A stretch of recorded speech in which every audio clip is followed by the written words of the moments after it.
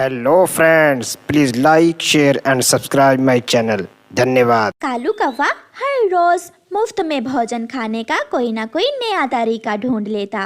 वो किसान के आंगन में पेड़ पर बैठा हुआ था जब किसान की पत्नी अपनी मुर्गियों को दाना डाल रही थी। मैं मारे मारे फिर रहा हूँ, मुझे दाना नहीं मिल रहा और ये मुर्गियाँ कितने मजे से मुफ्त में दाना खा रही हैं। जब किसान की पत्नी मुर्गियों को दाना डालकर चली जाती है तो कौवे को एक आइडिया आता है। कौवा मुर्गियों के पास जाता है और मुर्गियों के गिरे हुए पंख इकट्ठे करके अपने पंखों के ऊपर लगा लेता है और मुर्गियों की तरह बोलने लगता है। बन गया, मैं भी मुर्गी बन गया। अपने साथ कौवे को देखकर मुर्गियाँ शोर मचाती हैं, मगर कालू कौवा भी उनकी तरह ही बोलने लगता है, जिससे मुर्गियाँ चुप हो जाती हैं। फिर कालू कौवा मजे मजे से दाना खाता है और मुर्गियों के साथ ही मुर्गी वाले डब्बे में चला जाता है। कई दिन तक कालू कौवा ऐसे ही दाना खाता रहा और फिर एक दिन उसका अपने दोस्तों से मिलने को दिल करता है और वो आहिस्ता से डब्बे से निकलकर जंगल की तरफ चला जाता है। तोते यहाँ क्यों उदास बैठे हुए हो? यार कौवे, क्या करूं, ना दाना मिलता है ना फल। जंगल में भोजन की बहुत कमी हो गई है। किसान दे मुर्गी को दाना और कालू कौवा खाए मुर्गी का दाना।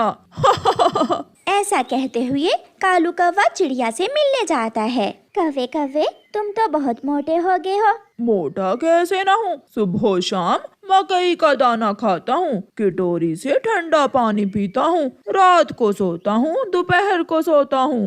वो कैसे कौवे, मुझे भी बताओ, मैं भी जाऊंगी तुम्हारे साथ। मगर तुम्हें मेरी तरह पंख लगाकर मुर्गी बनना होगा। धोखा? ना बाबा ना, मैं किसी को धोखा नहीं दूंगी। अगर पकड़ी गई तो बहुत मार पड़ेगी। मुन्ने की मम्मा, मैं देख रहा हूँ कई दिनों से हमारी मुर्गियाँ कमजोर होती जा रही हैं। क्या आप इन्हें दाना नहीं डालती हो? मैं तो सुबह शाम मुर्गियों को दाना डालती हूँ, मगर फिर भी मुर्गियाँ मोटी ही नहीं हो रही। इधर उधर देखकर कालू कौवा फिर से वापस आता है और मुर्गियों के डब्बे में घुस जाता है। आज तो कालू कौवे को एक अंडा भी डब्बे में मिल जाता है। वो बहुत मजे से अंडा तोड़कर पी लेता है। मुर्गी शोर मचाती है। किसान की पत्नी मुर्गी को शोर मचाता हुआ देखकर डिब्बे के पास आती है। तुम बहुत बुरी हो कमजोर मुर्गी, अंडा दिया और खुद ही पी लिया।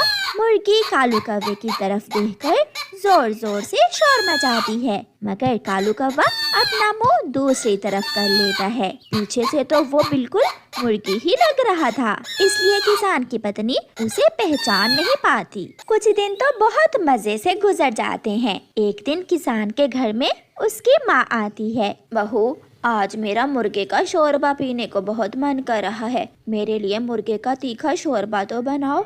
माँ जी आ बैठे, मैं अभी कोई मोटी सी मुर्गी देखकर डिब्बे से बाहर लाती हूँ। फिर किसान की पत्नी डिब्बे में हाथ डालती है और कालू कौवे की पूंछ उसके हाथ में आती है।